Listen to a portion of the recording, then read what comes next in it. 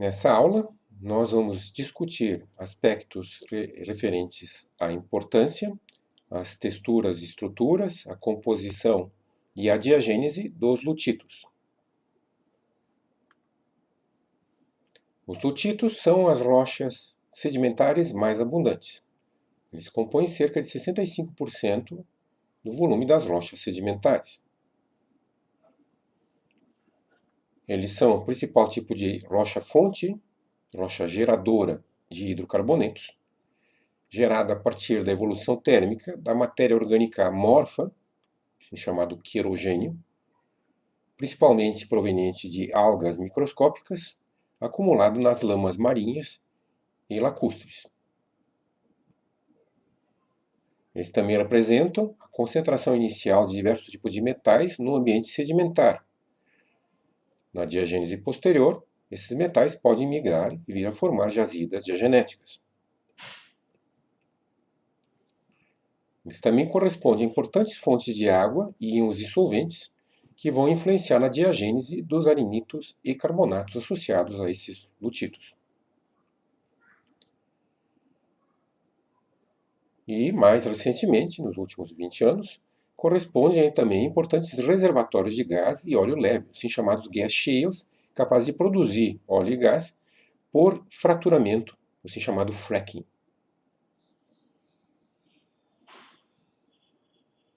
Apesar de toda essa importância, os lutitos são comparativamente, em relação aos arenitos e às rochas carbonáticas, pouco conhecidos. E as razões para isso são que, como eles são pouco resistentes ao intemperismo e à erosão, eles não formam tipicamente bons afloramentos. Eles formam tipicamente vales e não elevações. E como são rochas formadas por lama, o nome lutito vem de lama, lutum em latim, ou pelitos, outro nome deles vem do mesmo lama em grego. Eles são difíceis de se perceber, de se compreender em petrografia convencional. Ainda assim, é possível extrair diversas informações interessantes da sua petrografia, como nós vamos ver na aula prática correspondente. Nós conseguimos aproximar alguns aspectos importantes dessas rochas através da macroscopia, como a granulometria aproximada, como nós vamos ver, a estrutura e a cor, entretanto. E extrair alguns aspectos quanto à sua composição e textura da petrografia.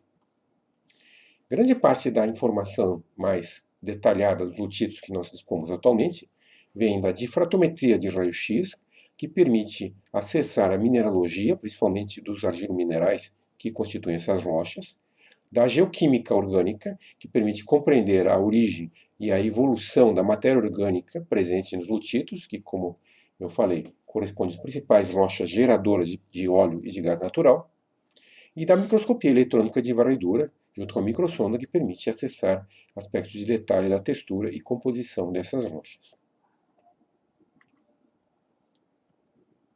Quanto à granulometria, os lutitos são então compostos por lama, significa que eles são compostos por partículas menores do que o tamanho areia.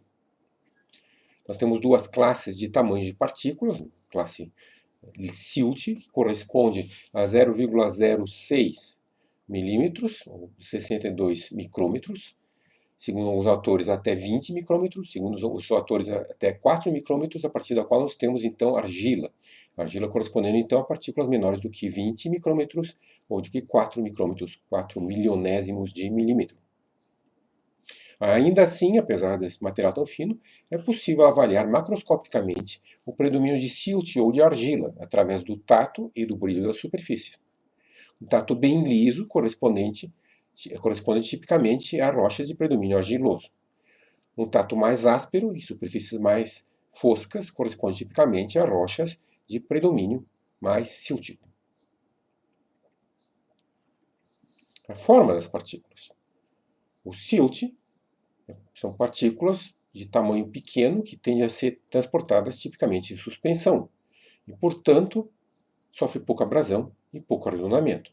Então, o silt tipicamente é caracterizado por partículas bem angulosas, pouco arredondadas. Já a argila é composta essencialmente por argilominerais, que são filosilicatos com uma estrutura folhada, e que então constituem tipicamente partículas de forma lamelar, folhada. Nós vemos aqui a imagem em microscópio eletrônico de varredura de um lutito mostrando essas lamelas de argilominerais que constituem essa rocha.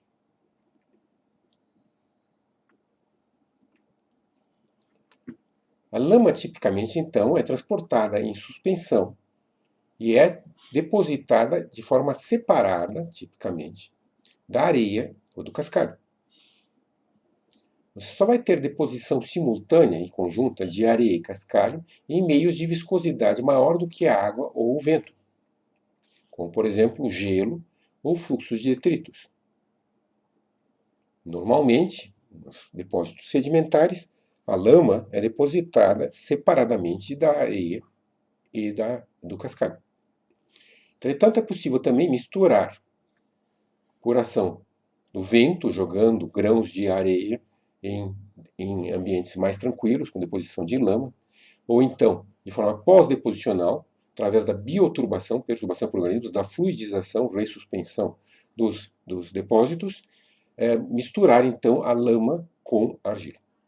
Primariamente apenas por meios de viscosidade alta, como fluxo de detrito ou gelo. Nós vemos nessa imagem um lutito arenoso, com grãos de areia bem angulosos, depositado em ambiente glacial. Uma estrutura importante dos lutitos é a fissilidade. A fissilidade corresponde à partição da rocha em planos regulares aproximadamente paralelos. Nós temos aqui a foto de um lutito com essa partição regular, fissilidade, dada então pela orientação daquelas lamelas de argila, como nós acabamos de ver, na fábrica do lutito. A orientação paralela das lamelas de argila faz então com que os lutitos se partem de forma bastante regular, como então é mostrado nessa foto.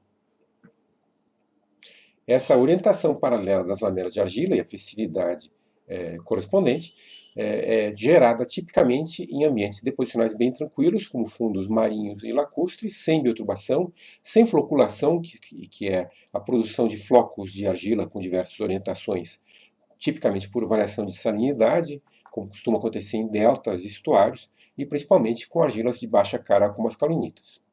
Argilas do tipo smectita ou ilita geralmente não floculam.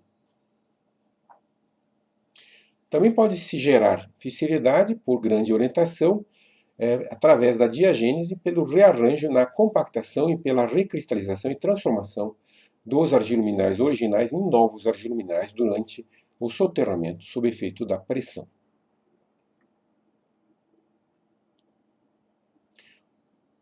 O reflexo óptico da orientação das lamelas de argila que produz a fissilidade física, a partição regular da rocha, se chama fissilidade óptica. Nos lutitos com fissilidade, que nós chamamos de folhelhos, porque se quebram folhas, ou shales em inglês, nós temos então uma extinção conjunta da rocha, dada por essa orientação paralela das lamelas de argila. Então, com o giro da platina, no microscópio nós vemos, quando paralelo ao analisador ao polarizador, um aspecto bastante escuro, uma extinção conjunta, e em outras posições, então, como aqui a 45 graus, um aspecto mais iluminado, com os polarizadores cruzados. A fissilidade óptica permite a nós identificarmos o lutito como sendo um folhelho, mesmo quando não temos a amostra macro. Outra estrutura importante dos lutitos é a laminação. A laminação consiste em níveis com um aspecto diferente entre si, de menos de 1 centímetro de espessura. Níveis de mais de 1 centímetro de espessura nós chamamos de estratificação ou acamadamento. A laminação pode ser gerada por variação de granulometria, com intercalações de predomínio síltico ou predomínio argiloso, por variações de composição de argilas de diferentes composições intercaladas, ou então por mistura com as argilas de carbonato cristalino micrito, ou também pela presença de matéria orgânica mais em algumas lâminas do que em outras, ou óxidos de ferro. Outra estrutura comum em alguns lutitos é a bioturbação. Bioturbação intensa e pervasiva pode inclusive destruir a fissilidade e a laminação pré-existente, gerando uma estrutura maciça. Quando parcial, a bioturbação gera o que nós chamamos de icnofósseis ou trace fossils, gerados então pela passagem de organismos na superfície ou no interior dos sedimentos, à medida que eles se alimentam ou se escondem no sedimento. Outra estrutura que alguns lutitos apresentam são concreções ou nódulos. Os dois termos são sinônimos. Concreções ou nódulos correspondem a concentrações, segregações localizadas de carbonato, sílica ou outros minerais em áreas determinadas. Muitas concreções ou nódulos em lutitos têm formas mais ou menos ovais, outras formas mais esféricas, mas também podem ter formas mais irregulares. A classificação dos lutitos é bastante simples, de acordo com os parâmetros de granulometria, laminação e fissilidade. Lutitos são considerados formalmente, como tal, rochas com mais de 50% de lama, argila mais silt. Eles podem, no entanto, conter areia, daí você vai colocar o termo arenoso, junto com o nome da classificação, ou cascalho, o termo conglomerático. Nós vamos chamar de shales, em inglês, ou folhelhos em português, todos os lutitos com fissilidade. Também pode-se adicionar aos nomes que nós vamos ver agora a seguir, observações sobre estruturas presentes, como tipo de laminação ou estratificação, e deformações, como por exemplo, bioturbação. E também os tipos de fósseis, presença de concreções, de cristais, etc. Nós vemos aqui a classificação utilizada para lutitos, datada de Folk, em 1968, que chama de folhelhos todos os lutitos com fissilidade. Se nós tivermos mais de 2/3 de silt, o folhelho vai ser chamado de folhelho síltico. Com mais de 2/3 de argila vai ser chamado de folhelho argiloso. Entre 1/3 e 2/3 de mistura, nós vamos chamar de folhelho lamoso. E cada um desses pode ser laminado ou não laminado, de acordo com a presença ou não de laminação.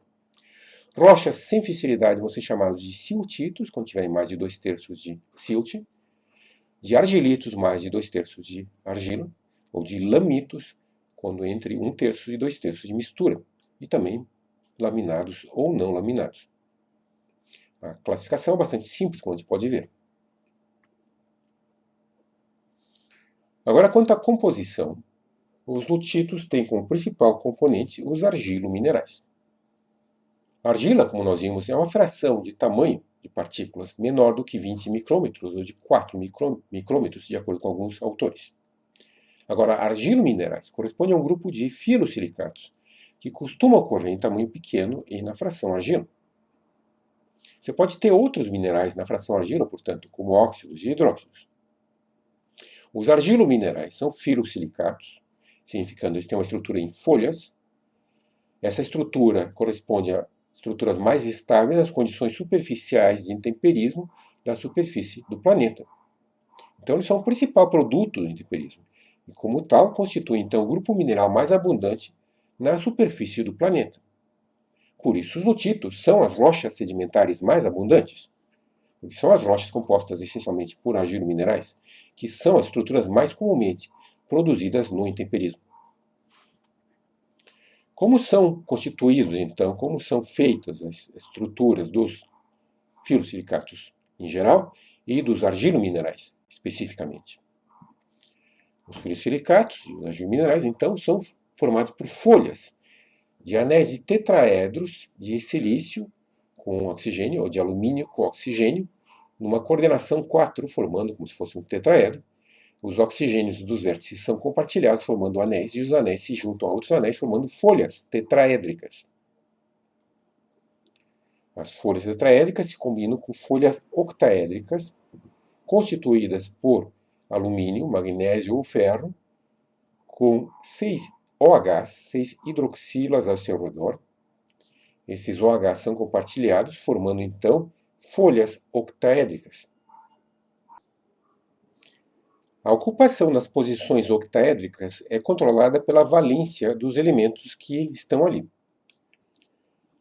Se nós tivermos elementos com valência 2, como por exemplo o magnésio ou o ferro, de forma reduzida, ferrosa, nós podemos ocupar todas as posições octaédricas. 3 em cada 3 posições octaédricas sendo ocupadas, nós dizemos que essas argilas, com elementos de valência 2, são trioctaédricas. Se nós tivermos, ao contrário, alumínio com valência 3 ou ferro com valência 3, só 2 em cada 3 posições octaédricas podem ser ocupadas. E nós vamos dizer que esses minerais são dioctaédricos. Podemos ter argilominerais di- ou trioctaédricos, ou outros tipos de filosilicatos di- ou trioctaédricos. Por exemplo, a muscovita, que é uma mica com alumínio, predominantemente, vai ter, então, todas a parte das posições octaédricas, 2 em cada 3 posições octaédricas, ocupadas por alumínio, e uma posição vazia. Já a biotita, que é formada essencialmente por ferro valência 2, pode ter 3 de cada 3 posições ocupadas, vai ser chamada de trioctaédrica. Vamos ver agora os principais grupos de argilominerais. O grupo mais simples são as caulinitas, também chamadas canditas. As caulinitas têm uma estrutura de uma folha octaédrica para uma folha tetraédrica. É o que nós chamamos de estrutura em sanduíche aberto. Estrutura 1 para 1. A distância basal, a distância de repetição exatamente na mesma posição dos átomos na estrutura, nas caulinitas é de 7 ångstrom, 7 milionésimos de milímetro. Nas posições tetraédricas, nas caulinitas, nós temos muito pouca substituição do silício por alumínio. E nas posições octaédricas, também muito pouca substituição do alumínio por outros elementos. As ligações dentro das folhas são bastante fortes, do tipo covalente, principalmente iônico. Mas as ligações entre as camadas 1 para 1 são muito fracas, eletrostáticas entre o oxigênio de um lado e o hidrogênio do outro, são chamadas ligações tipo ponte de hidrogênio. A falta de substituições dentro das folhas faz com que haja muito pouca deficiência de carga nessa estrutura e, portanto, as caulinitas não têm água nem íons entre as camadas, como outros tipos de argilas que nós vamos ver possuem. Com essa estrutura tão pobre em íons, as caulinitas são típicas de ambientes muito diluídos, muito lixiviados, muito lavados, nos quais os íons sejam removidos, ou também elementos nos quais a quantidade de hidrogênio é maior do que a quantidade de íons. Então, são ambientes ácidos. Esses ambientes com ácidos orgânicos ou CO2, como solos, por exemplo, ou lamas ricas em matéria orgânica, também são capazes de estabilizar as caulinitas. Espécies do grupo das caulinitas, a própria caulonita mais comum, com essa fórmula bastante simplificada. A aloisita com a mesma composição, mesma fórmula, mas com defeitos, alguns alumínios faltando, que faz com que as folhas se enrolem. A aloisita é exclusivamente intempérica, a caulonita é bastante importante na diagênese. A diquita, que é formada em temperatura maior, tipicamente maior do que 100 graus centígrados, exclusivamente mesodiagenética, portanto, com uma estrutura e forma cristalina mais perfeita do que a caulonita. E a nacrita, que é uma espécie de diquita empilhada, com duas estruturas empilhadas, que é exclusivamente formada no anquimetamorfismo, na passagem da diagênese ao metamorfismo. Nós temos também outros filosilicatos com estrutura equivalente, como por exemplo a bertierina e outras verdinas, que são minerais de ferro com estrutura da caulonita, caracteristicamente formadas em ambientes transicionais deltáquicos e estuarinos, e que nós vamos ver de novo em mais detalhe nas rochas ferríferas. Nós temos também um importante grupo de filosilicatos, as serpentinas, que são magnesianas, com estrutura de caulonitas também, característicos então da alteração metamórfica ou hidrotermal de rochas ultrabásicas. As serpentinas têm estruturas exatamente equivalentes das caulonitas, de tal forma que nós temos serpentinas folhadas, como a caulonita, como a antigorita, serpentinas enroladas, como a aloisita, crisotilo, que parece fibrosa, então, né, por causa dessa estrutura enrolada. Outro grupo muito importante de argilominerais são as ilitas. As ilitas se caracterizam por uma estrutura 2:1, com duas folhas tetraédricas para uma folha octaédrica, é o que nós chamamos de estrutura em sanduíche fechado, e com uma distância basal fixa em 10 ångs. Nas ilitas nós temos muita substituição do silício por alumínio nos tetraedros e alguma substituição do alumínio por ferro-magnésio nos octaedros. Essa intensa substituição, principalmente tetraédrica, gera uma deficiência de carga que é compensada pela presença de potássios entre as camadas 2:1. A presença do potássio estabiliza a estrutura em 10 ångs e faz com que essa estrutura seja extremamente estável em condições de mesodiagênese e também até a passagem para o metamorfismo. A estrutura da ilita equivale à estrutura da muscovita, apenas com mais substituições e mais deficiência de carga. A formação das ilitas é específica de ambientes mesodiagenéticos ricos em potássio. Nessas condições, as ilitas são os argilominerais mais abundantes. Não se forma essa estrutura no intemperismo. A taxa lenta da reação cria uma barreira cinética para que tenha a formação de ilita em baixa temperatura. Essas condições favorecem a formação de calinitas ou de esmectitas no intemperismo. As espécies do grupo das ilitas, a própria ilita, você pode ver com potássio, a glauconita, que é um grupo de argilas verdes, na verdade, típicas do ambiente marinho de borda de plataforma, se formam em rochas ferríferas, parte das glauconitas tem uma estrutura mais ou menos ilítica, e as vermiculitas, que são filosilicatos formados tipicamente pelo intemperismo de micas, pela alteração de micas. As vermiculitas têm muita substituição nas estruturas, mais do que as ilitas, que faz com que elas tenham água, além de íons, além do potássio, outros íons, entre as camadas, que faz com que elas sejam expansíveis. Tratadas com etileno glicol, as vermiculitas passam de 10 para algo como 14,5 ångs. Outro grupo de argilominerais são as esmectitas, antigamente chamadas de montomolonitas.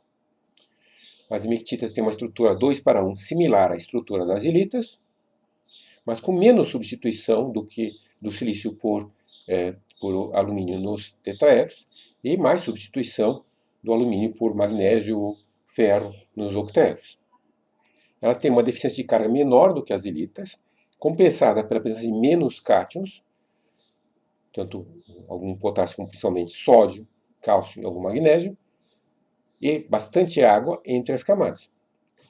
Os cátions podem ser trocados por água ou vice-versa, dando a essas argilas uma característica expansível.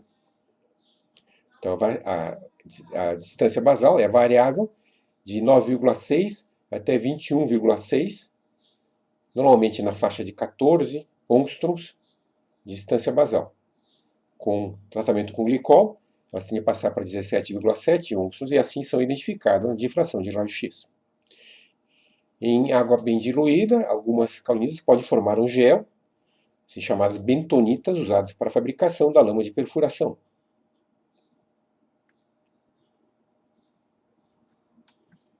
As esmectitas são características de ambientes com pouca água, com muito intemperismo em clima seco e com grande abundância de íons, como por exemplo a alteração de rochas vulcânicas. A composição dos materiais vulcânicos originais controla o tipo de esmectita formado. As esmectitas formadas a partir da alteração de rochas vulcânicas ácidas, os riolitos, são tipicamente dioctaédricas, aluminosas. E as de alteração de rochas ou de materiais vulcânicos básicos, ultrabásicos, são tipicamente trioctaédricas, ricas em ferro e magnésio. As esmectitas tendem a ser substituídas por outras argilas na diagênese. Elas são hidratadas e tendem a perder a água, então, e se tornarem instáveis durante a diagênese posterior. Espécies mais comuns do grupo das esmectitas, nós temos a montomolonita, mais aluminosa, a beidelita, mais silicosa, A nontronita, que é uma esmectita dioctaédrica, mas de ferro 3, típica da alteração superficial de basaltos. A saponita, um tipo de esmectita magnesiana. E a estevensita, que é uma esmectita puramente magnesiana, típica de ambientes alcalinos. As cloritas são outro grupo importante de argilominerais, com uma estrutura mais complicada do que a gente viu até agora. Elas têm, além das camadas 2 para 1, folhas extras de estrutura octaédrica, com magnésios e OHs, com uma estrutura similar à do mineral brucita, por isso a gente chama essas folhas de folhas brucíticas, e com uma distância basal fixa em 14 ånstons. Algumas cloritas têm interrupções na sua folha brucítica e podem ser levemente expansíveis. Existe muita substituição nessa estrutura, seja do silício por alumínio, aqui nos tetraedros, seja ferro por alumínio ou por magnésio e vice-versa nos octaedros. A formação das cloritas é característica de ambientes ricos em ferro e magnésio, originando-se pelo soterramento de arenitos e lutitos, pela transformação de esmectitas e calunitas nessas condições, ou pela substituição de grãos contendo ferro e magnésio, pela redução de óxido de ferro, pela neoformação por precipitação direta também das águas durante o soterramento de arenitos. Também é comum a formação de cloritas por alteração de genética hidrotermal ou metamórfica de rochas básicas e ultrabásicas dessas rochas nessas condições. Espécies mais comuns, o grupo das cloritas, a chamosita, uma clorita de ferro, principalmente, penina e cronocloro, que são espécies de cloritas de magnésio, e diversos tipos de cloritas dioctaédricas, tipicamente geradas pela transformação de esmectitas. Nós temos um grupo interessante de argilominerais chamado de interestratificados ou interacamadados ou camadas mistas, que corresponde a misturas das estruturas que nós acabamos de ver em escala nano, então pequenos espaços, pequenos domínios em escala nano de estruturas de um grupo e de outro grupo de argilominerais misturados. Essas intercalações podem ser regulares ou irregulares. Nós chamamos as intercalações irregulares de desordenados e irregulares de ordenados, de mistura desses diferentes tipos de estruturas. Comumente, nós temos interstratificação de esmectitas com ilitas, chamadas camadas mistas IS, ou com cloritas, chamada camada mista CS. Temos nomes, inclusive, para algumas dessas camadas mistas, como a correncita, que é uma camada mista regular entre clorita e esmectita. Tipicamente, essas camadas mistas são produzidas pela transformação diagenética das esmectitas em ilitas ou em cloritas sob soterramento crescente. Raramente podemos ter camadas mistas formadas pela mistura de cloritas com vermiculitas ou com ilitas e de esmectitas com talco. Nós temos um outro grupo de argilominerais, que são as hormitas, a atapulgita, a sepiolita e a paligorskita, que tem uma estrutura um pouco diferente. Em vez de folhas contínuas lateralmente, nós temos faixas descontínuas em duas direções, de estruturas 2 para 1. Essa estrutura é similar à estrutura dos anfibólios. E isso confere às argilas desse grupo uma estrutura fibrosa. Elas têm tipicamente uma cor branca ou esverdeada, e sempre uma composição magnesiana e hidratada. Como exemplo aqui na sepiolita. Nós temos a sepiolita como exemplo de estrutura, uma estrutura então hidratada, que não tem, entretanto, variação de distância basal com a sua evolução. As hormitas são características de ambientes alcalinos, muito concentrados, com evaporitos e carbonatos alcalinos. As características ópticas básicas dos principais tipos de argilominerais não são bem reconhecíveis nos lutitos, desde que nos lutitos, os argilominerais são formados a partir do intemperismo, tipicamente, originalmente, de tamanho cristalino pequeno, estão misturados com outros constituintes, o que dificulta o reconhecimento dessas características. Mas vão ser bem reconhecíveis nos argilominerais altigênicos em arenitos. Nessas rochas, nós vamos poder ver que as calunitas têm baixo relevo e baixa birefringência, cores cinza em luz natural. e são tipicamente incolores em luz, em luz natural. De cores cruzadas vão mostrar então cores cinza de birefringência. As esmectitas têm tipicamente baixo relevo, mas uma birefringência mais alta, na faixa de até a segunda ordem de birefringência, com os polinizadores cruzados, cores castanhas, amareladas ou esverdeadas em luz natural. As ilitas vão ter um alto relevo e uma birefringência também de segunda ordem, com polinizadores cruzados, e são tipicamente incolores em luz natural. As cloritas são, como o nome indica, cloros vem do grego verde, são esverdeadas em polinizadores cruzados, em luz natural, e uma birefringência baixa, cinza ou anômala, com absorção, com cores azul berlim ou vinho, com polinizadores cruzados. Outros minerais importantes nos lutitos, o silt, essencialmente composto por quartzo, feldspato e micas, mas também com outros minerais mais densos, minerais pesados, também pode aparecer na fração síltica. É difícil distinguir o quartzo dos feldspatos, os tipos de feldspatos entre si, devido à pequena dimensão dos grãos. Isso dificulta, tanto a identificação, mas é possível para algum desses grãos. Nós temos carbonatos, alguns lutitos podem conter bastante carbonatos misturados com a lama siliciclástica. Nós temos inclusive rochas híbridas formadas por essa mistura, as chamadas margas.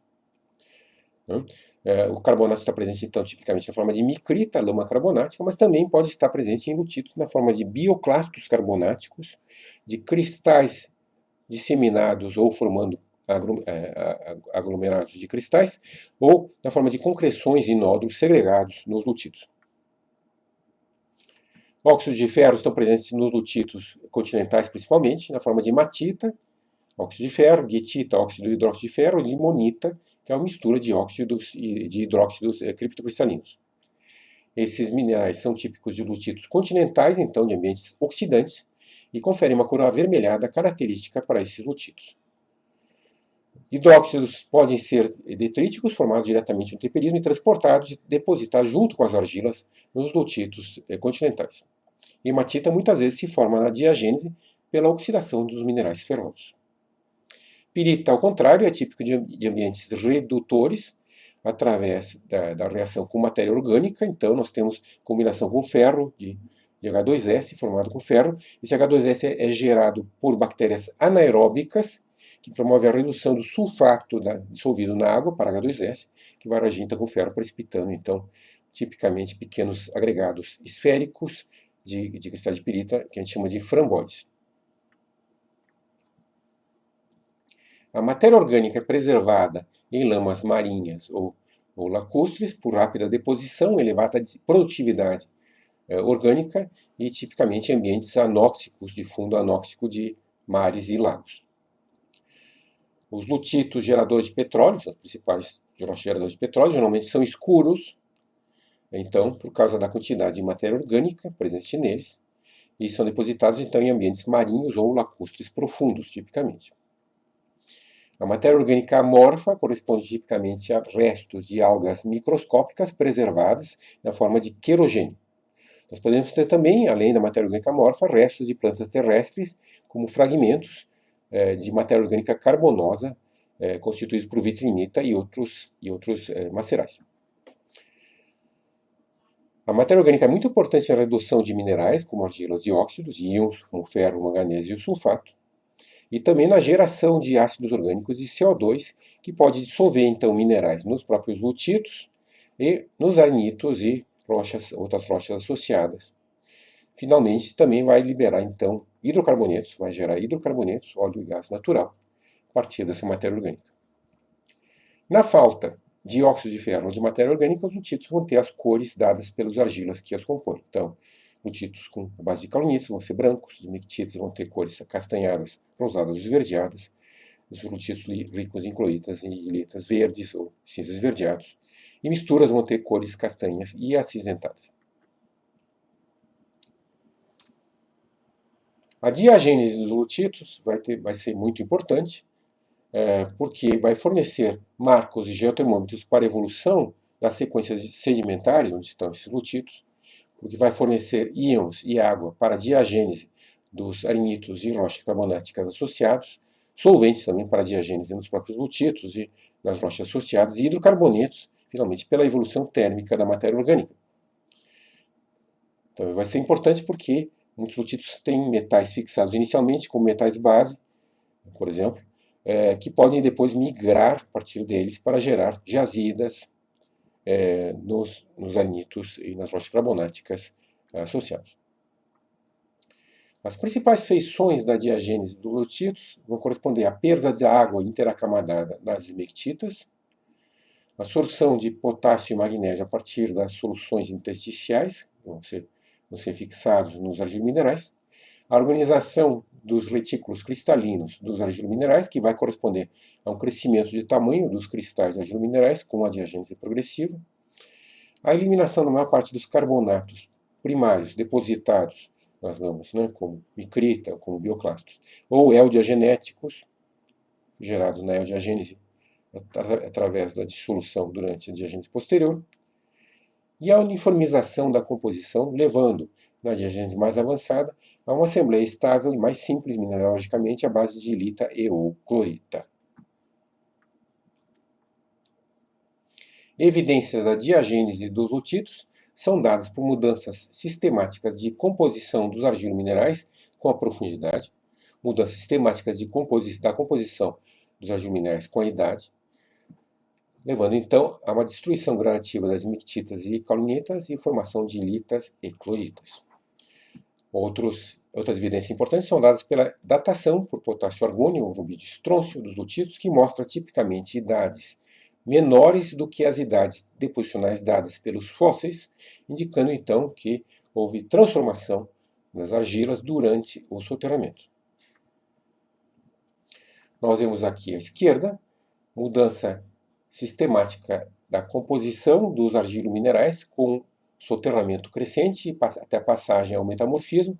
As ilitas se tornam cada vez mais cristalinas, aumento da cristalinidade das ilitas, pode ser medido pela difração de raio-x.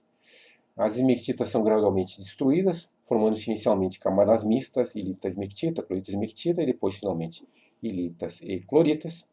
As caulinitas podem se manter estáveis apenas em ambientes ácidos, lembro vocês, na forma de diquitas e, finalmente, depois de nacritas, mas muitas vezes são transformadas em ilitas ou cloritas na diagênese. Nós vemos o mesmo tipo de transformação gradual de esmectitas e de caulinitas para ilitas e cloritas, com o aumento da idade dos lutitos. Os lutitos mais antigos tendem a ser constituídos essencialmente por ilitas e ou cloritas. Nos lutitos mais recentes, nós temos uma grande variedade, no entanto, de argilominerais. Na eldiagênese, no entanto, praticamente não ocorre transformação de uma espécie de argilominerais em outras. Apenas neoformação, diretamente a partir da água de formação, para a água superficial, pela substituição também de outros minerais e materiais.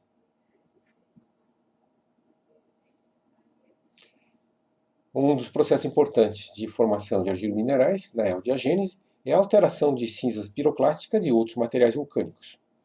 Materiais vulcânicos de composição ácida ou reolítica são alteradas em ambientes ácidos, como continentais úmidos ou pantanos com matéria orgânica, para caulinitas, tipicamente, gerando lutitos brancos, que a gente chama de tonsteins, que estão comumente associados aos carvões. Já a mesma composição de materiais vulcânicos ácidos alterados em ambientes alcalinos, como continentais de clima seco, lacustres e marinhos, vão dar origem a camadas de grande extensão de esmectitas dioctaédricas, que nós chamamos de bentonitas, cujos minerais acessórios, principalmente zircão e elementos traço, permitem identificar sua origem piroclástica. Essas bentonitas podem constituir marcos estratigráficos importantes nas bacias sedimentares, inclusive passíveis de ser datadas através do zircão. Já materiais vulcanoclásticos básicos tipicamente geram ambiente alcalino e esmectitas trioctaédricas magnesianas, como a saponita e estevensita, ou férricas, como a nontronita. Também se pode formar um material chamado palagonita, que não é um argilo mineral exatamente, mas sim um material com uma estrutura cristalina defeituosa, através da hidratação do vidro a palagonita. O vidro básico passa então para esse material.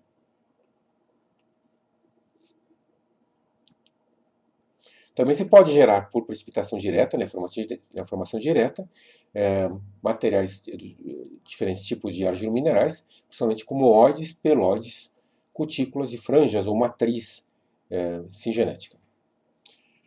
Nós temos a glauconita, um grupo de argilominerais verdes de ferro, com uma estrutura que evolui desde uma estrutura esmectítica hidratada para uma estrutura ilítica com mais potássio, que pode ser inclusive concentrada em rochas ferríferas, como nós vamos ver no final da disciplina, e que aparece como acessório em arenitos e calcários marinhos de borda de plataforma marinha. Nós temos a bertirina e outros grupos os minerais do grupo das verdinas, que são argilominerais ferrosos precipitados em estuários e deltas, que também podem ser concentrados em rochas ferríferas. Ambientes fortemente alcalinos e magnesianos, associados com evaporitos, vão dar origem àquelas formitas, como a tapugita, a sepiolita, e as estevincitas magnesianas, como a estevincita, e a talco ou querolita em lagos alcalinos. Durante a mesodiagênese, nós temos a principal fase de expulsão de água e perda de porosidade por compactação mecânica dos lutitos.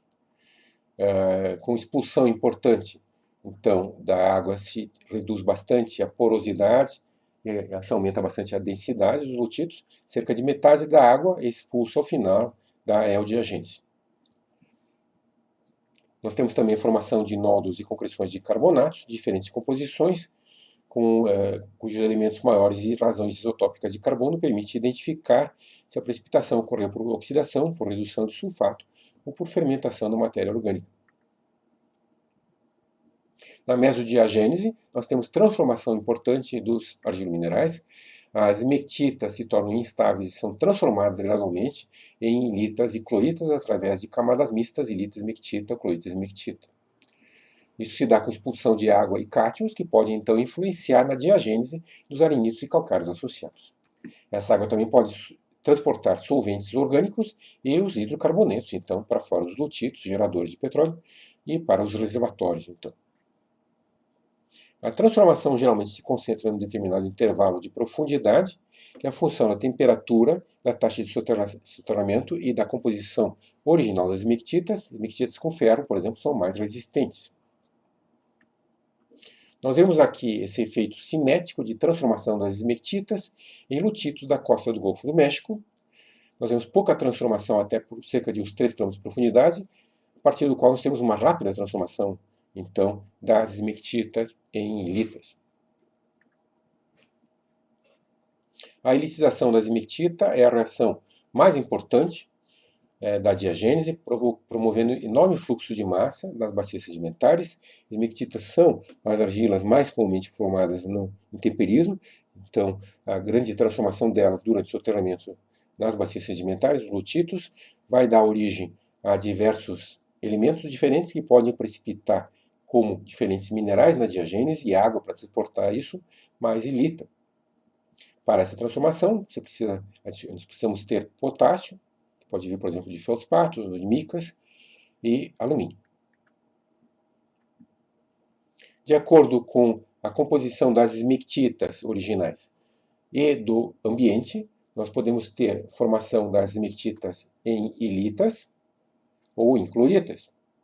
Esmectitas em ambientes mais ricos em magnésio e ferro vão dar origem a ilitas através de camadas mistas inicialmente irregulares, clorita esmectita, ou clorita vermiculita, correncita, camada mista regular e finalmente clorito. Da mesma forma, você pode ter então a transformação gradual das esmectitas em ilitas através de camadas mistas inicialmente irregulares, depois camadas mistas regulares, que têm nomes também, a levardita, rectorita, e finalmente ilitas, com soterramento crescente.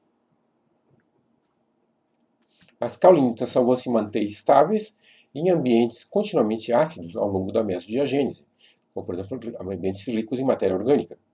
Em ambientes alcalinos, tipicamente, as esmectitas são transformadas em cloritas, são destruídas e transformadas em cloritas e ilitas. Em ambientes ácidos, podemos ter a formação da caulinita indiquita. As ilitas se formam a partir de camadas mistas ilita-esmectita e de micas alteradas ou degradadas. Pode se formar, inclusive, mais cedo em ambientes evaporíticos potássicos e, durante a mesodiagênese, são as argilas mais estáveis e mais abundantes. Com a passagem ao metamorfismo, assim chamado anquimetamorfismo, as ilitas passam a micas, sericitas, pequenas micas. Algumas delas podem ter, inclusive, algum ferro. São chamadas de fengitas, têm cores esverdeadas.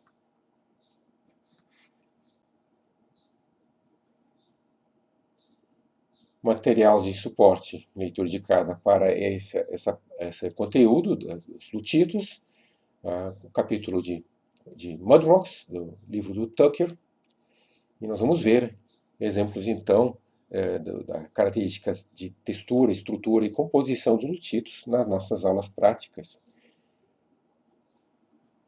Obrigado.